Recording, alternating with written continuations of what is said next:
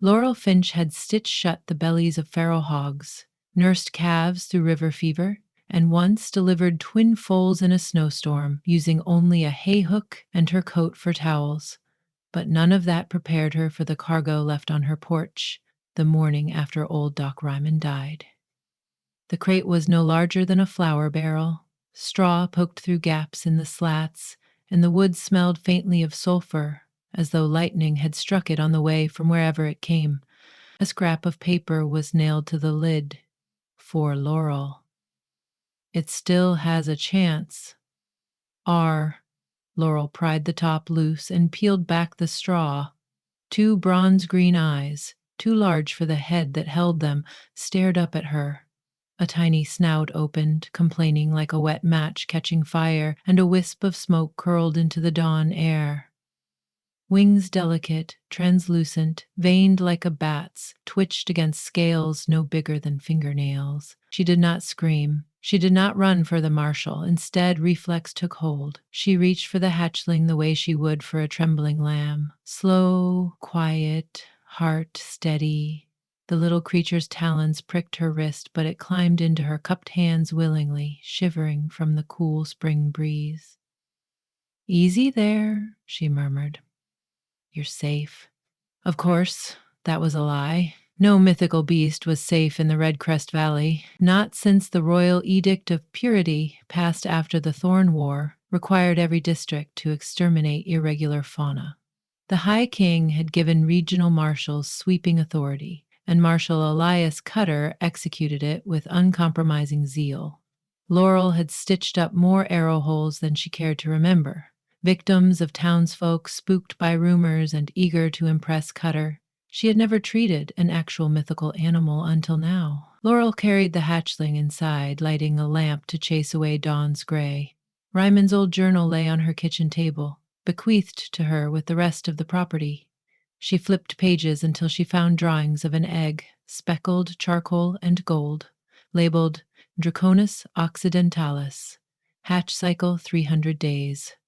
Notes scrawled in the margin: needs high protein calcium. Body temp must stay above 101°. Fire sac, premature risk of accidental flare. Laurel swallowed. "What were you thinking, Rymond?" she whispered. "And what am I supposed to do?" Answering that question required considering who would arrive when word spread that Rymond's cabin was in new hands. Cutter inspected all inheritedness, claiming contraband often hid among them. If he found the dragon, there would be no negotiation. A whistle blew down on the river road, announcing the Marshal's arrival in town for market day. Laura glanced to the hearth. Cold ashes, no time to coax coals. The hatchling already shivered. She opened the warming drawer of her bread oven, lined it with an old wool scarf, and settled the creature inside. The dragon blinked, uncertain but compliant, and curled around its tail like a kitten. Laurel shut the drawer only halfway so smoke could drift harmlessly out. Then she walked to the sink, splashed water on her face, and practiced her best "I have nothing to hid" expression. Marshal Cutter rode a gray destrier with plates of boiled leather covering its chest. His own coat, ashen duster, crimson badge, looked cut from the same hide. He was younger than legend suggested, no more than 35, but his eyes had the brittle glaze of a man who slept with one ear open for monsters. He dismounted outside Laurel's gate without invitation. "Morning, Dr. Finch." "Marshal," she said, tipping her chin while drying her hands on a flour sack. "I come on state business. Inheriting that cabin makes you custodian of its contents. Law requires inspection before items transfer to private citizenry. I know the statute." "Good, then we'll be quick." Laurel considered blocking the doorway, but delaying only bred suspicion. She stepped aside. Cutter crossed the threshold, gaze sweeping corners the way a wolf tests a corral. He noted shelves of tinctures, bundles of dried herbs, surgical saws, normal equipment for a veterinarian, though many folk claimed such tools doubled as witchcraft for those inclined. Cutter's eyes lingered on the warm glow beneath the bread oven. "What's in there?" "Dinner rolls, if I don't overbake them," she answered lightly. "Care for one when they're finished?" "Later, perhaps." He moved on. Laurel followed, pulse drumming. The hatchling rustled. She coughed, covering the sound. Cutter paused, but only to survey the fireplace irons. Satisfied, he stalked to the porch, muttering, "Cellar." She led him down the narrow stairs into cool earth. Shelves held pickled beets, turnips, jars labeled fawn milk replacer. Cutter inspected each row with gloved fingers. His stoicism never cracked until he noticed a cobwebbed painting leaning behind a crate of potatoes. A green blur swooping over blue mountains, done in cheap oil. The brush strokes were childish, but the form unmistakable. Ryman always had a twisted sense of humor, Cutter muttered. Laurel kept her breathing steady. He painted what he loved. Cutter snorted. He loved trouble. From behind, faintly, the hatchling squeaked. The marshal's head whipped toward the stairs. Laurel let a tin jar slip from her hand. It clattered, lid spinning. Cutter's sword was half drawn before he realized the sound came from her. "Careful," he snapped. Laurel's smile was apologetic, slippery from cellar dust.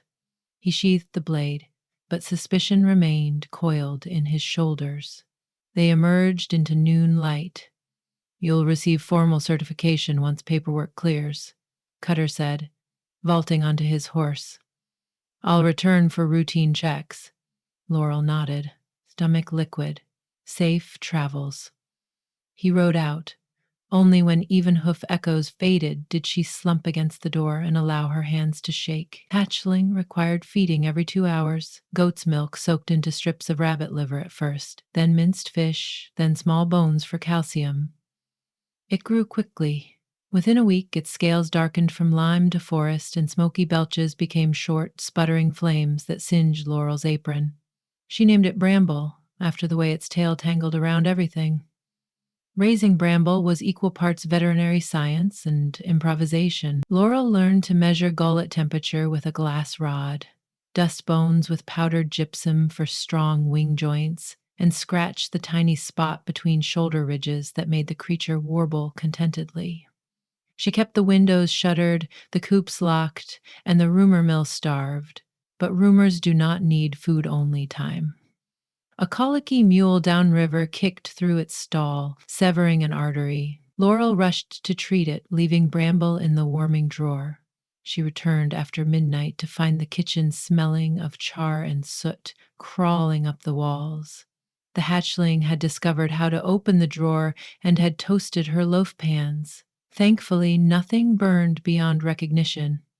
Her relief lasted until dawn, when hoofbeats thundered again on her path. Cutter dismounted, tight. "Neighbors report smoke," he said. Laurel cursed the opportunistic sunrise that made every chimney plume look suspicious. "I fell asleep while canning tomatoes. Boiled dry. It's under control." Cutter's nostrils flared, sampling the still reddish air. "I'll verify." He pushed past before she could object. The oven sat cold now, Bramble secure in an apple crate behind the pantry barrels. Cutter crouched by the blackened pans, touched the ashy rim, sniffed. "No tomatoes smell like this," he said quietly. Laurel's mouth went dry. He rose, eyes hard as river stones. "Something here breathes fire." She weighed answers. Deny and risk search warrant? Confess and watch Bramble beheaded? A third path formed, reckless but singular. "Please," she said, "come with me." Cutter's hand rested on his sword hilt. Nevertheless, curiosity tugged him after her through the pantry, past sacks of grain, to the crate. Laurel lifted the lid. Bramble uncoiled, blinking at sudden light. The dragon had grown to the length of Laurel's forearm, wings half again as wide. Emerald scales shimmered, and a halo of heat rippled the air above its ridged back. Cutter inhaled sharply. His sword rasped 2 inches free, then halted. The hatchling chirped, a sound impossibly small for the dread it provoked. "Laurel," he said, voice barely containing himself, "do you know the penalty for harboring abominations?" "If the king's decree calls this an abomination," she replied, "then the decree is blind." Cutter stared at Bramble. A memory traced across his face, perhaps of the thorn wars scorched villages, perhaps of comrades swallowed by flame. Dragons don't stay small, he said. They grow, they hunger. I know. They kill. She drew herself straight. So do men. Silence seething, Cutter closed the crate lid and stepped back. I'm required to execute it and arrest you? Laurel nodded slowly. Then you'd better finish reading Ryman's journal first. She handed him the leather volume, already open to a page titled Behavioral Thesis. Cutter scanned. Sentience comparable to wolf or higher. Displays imprinting. Subject will bond if raised ethically. Potential guardian species rather than menace. Other entries described experiments, measuring Bramble's egg temperature, teaching flight strengthening exercises, recording heat at which scorched wood ignites. Each conclusion insisted that fear, not dragons, caused the Thorn War. Cutter finished reading and looked ill. He risked hundreds of lives for a theory. And found the theory held, Laurel said. Bramble has never harmed anything he wasn't fed. He trusts me. He can learn to trust more. Cutter shut the book. Science doesn't overrule royal law, so change the law. You're the Marshal, people listen to you. He gave a humorless laugh. They listen because I enforce, not debate. Exemption would need the regent's seal, 6 months of hearings. Then hide him, Laurel pleaded. Help me get him beyond the Cloud Pass range. Old Ryman wrote of hibernation caverns, a sanctuary. Help you smuggle a dragon? Treason. Or you could kill him now. Laurel folded her hands to still their tremor. But you'll do it knowing there was another way. Cutter's eyes returned to the crate. Bramble mewled, sensing tension, scratching a talon across the wood. Cutter flinched, not from fear, perhaps, but from the echo of his conscience. At last he exhaled. 2 days, he said. Then I come back with chains. Use them how you will. Middle of the sunrise.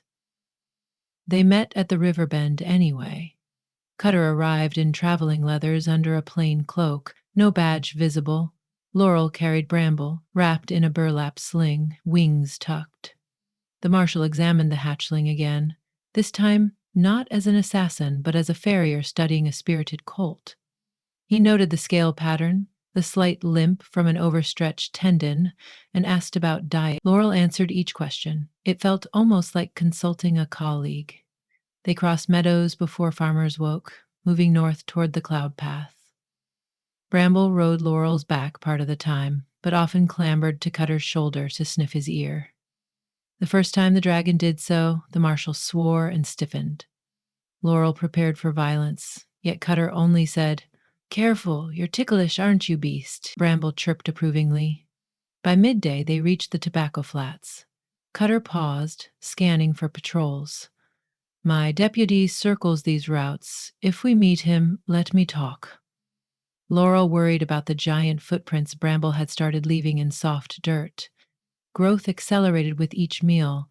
At camp that evening, Cutter carved a shallow pit, lined it with stones, and motioned Laurel to set Bramble inside. Radiates enough heat to keep us fox warm, he explained. They ate jerked beef and hard cheese. Bramble provided 2 hares, roasted them himself under Cutter's wary eye. Sparks whirled into the darkened pines. Laurel sensed the Marshal studying her more than the dragon. I thought you'd be angrier, she said. I am, he replied. At Ryman for putting this on you, at the law for leaving no middle path, at myself for warming to something I swore to destroy. He tugged a twig, snapping it into useless bits. But each dawn with him, there's less room for hate. Laurel fed the twig pieces to Bramble, who crunched them like candy. He's replacing it with wonder. Easy trade if you let it happen.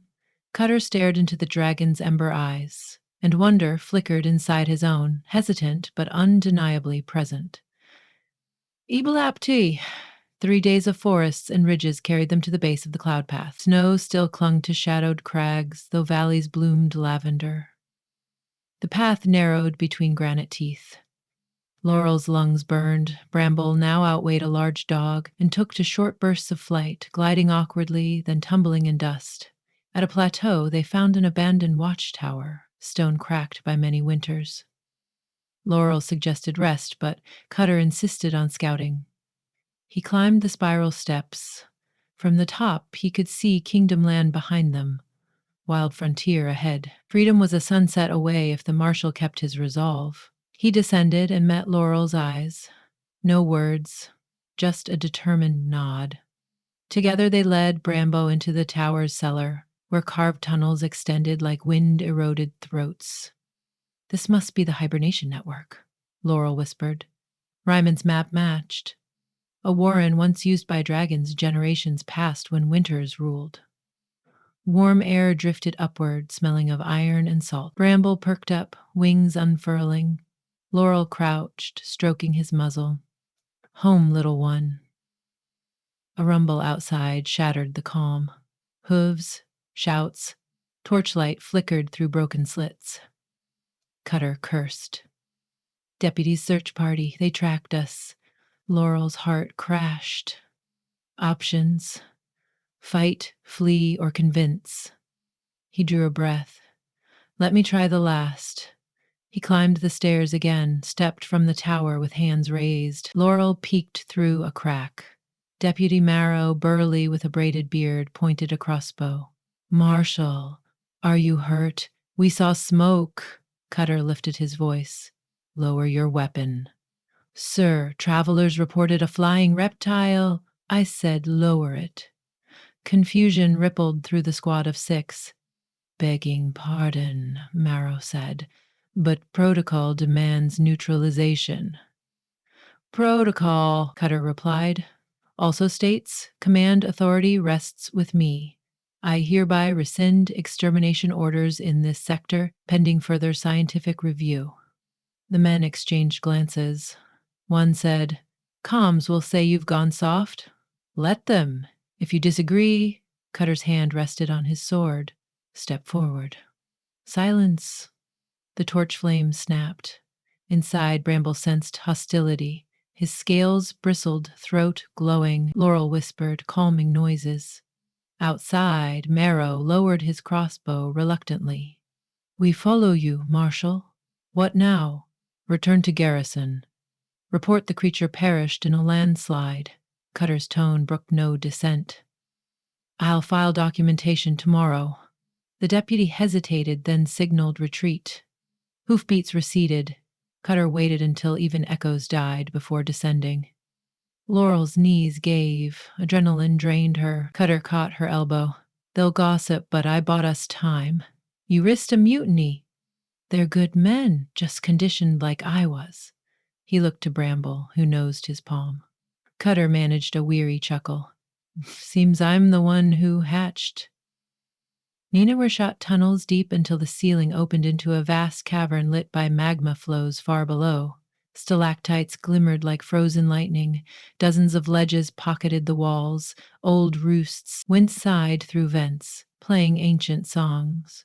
Bramble sprang forward, scrambling up a tiered shelf. He spread wings, leapt, caught an updraft, and for the first time glided without stumbling. His joyous roar echoed thunderously. Laurel's eyes watered. "He belongs here." Cutter surveyed the cavern. Charred bones long turned to dust, claw marks etched in basalt, yet also nests lined with crystals, evidence of births. How many once lived here? He wondered aloud. "Enough to teach us awe," Laurel said. They unloaded supplies, sacks of smoked meat, mineral blocks, a copper bell Laurel could ring on visits. Cutter helped fashion a rough perch. He showed surprising gentleness, adjusting knots so Bramble wouldn't snag wing joints. The dragon watched with head tilted, perhaps recognizing the Marshal as part of his small, fragile clutch. When preparations finished, Laurel knelt by Bramble. "Stay," she whispered. "Grow strong. I'll return before the first snows." She tapped the bell. Its clear note drifted like hope. Bramble nuzzled her shoulder, warm scales pressing tears from her eyes. Then he turned to Cutter. The Marshal hesitated, arm half raised. The dragon puffed a light smoke ring, settled his head under Cutter's palm. The motion broke across the man's austere face, astonishment softening into something like peace. He stroked the brow ridge gently. Laurel stepped away, giving them their moment. She caught her breath on a thought. The ward-hardened Marshal and the outlawed creature, both miscast by decree, finding absolution in a shared sunrise that shone underground through some hidden shaft. She left Bramble dozing atop a warm vent, wings cloaked around himself. The journey back would be long and empty. Hanged Laurel without her charge. Cutter without the certainty that had anchored his life. Halfway down the tunnel, he stopped. When the Regent learns of my false report, I'll be stripped of rank. Worse if they find the dragon. They'll send slayers. I can bring supplies unseen, Laurel said, but protecting him alone will be impossible. Cutter considered. Then I won't let you be alone. He unpinned the crimson badge, thumbed its edge, and set it on a stone shelf. From this moment, Marshal Cutter is deceased.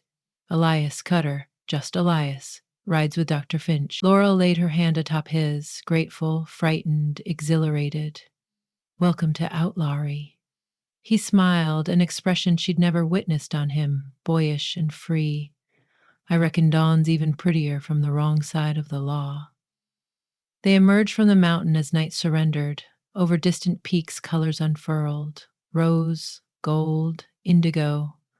Laurel watched the light touch Elias's face, softening the lines carved by duty. He followed her gaze to the horizon. Another shared sunrise, he said. And many more, she replied. Behind them, hidden by stone and legend, Bramble's first full-throated call rolled across the sky, not of terror, but of promise. It blended with morning bird song, with the hush of pine needles, with two human heartbeats newly synchronized to the rhythm of wings. The echo carried forward over valleys still bound by fear, whispering that somewhere beyond decree and doubt, a different story had begun. One hatched in fragile hands, guarded by a hardened heart, learning to open wider with every dawn.